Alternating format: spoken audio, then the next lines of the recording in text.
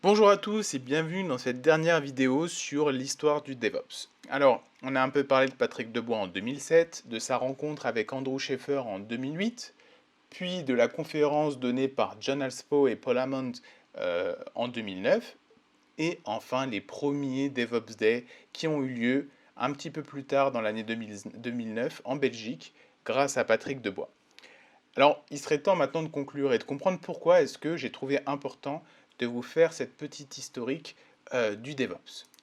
En réalité, pourquoi cette historique est si important? Parce que il est difficile de comprendre où on va si on ne sait pas d'où on vient. Et ça, c'est valable aussi dans le DevOps.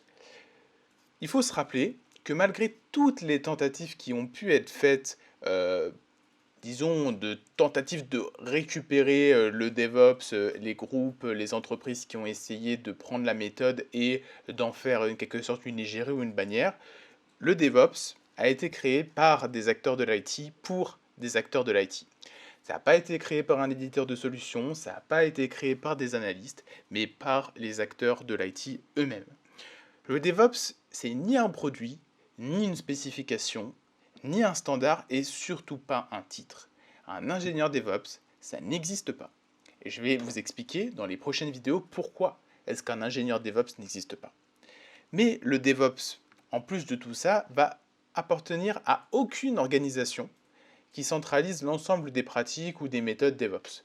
C'est-à-dire que la méthode DevOps appartient à tout le monde et est situé à tous les endroits de la planète, dans toutes les entreprises qui vont chercher à mettre en place cette méthodologie.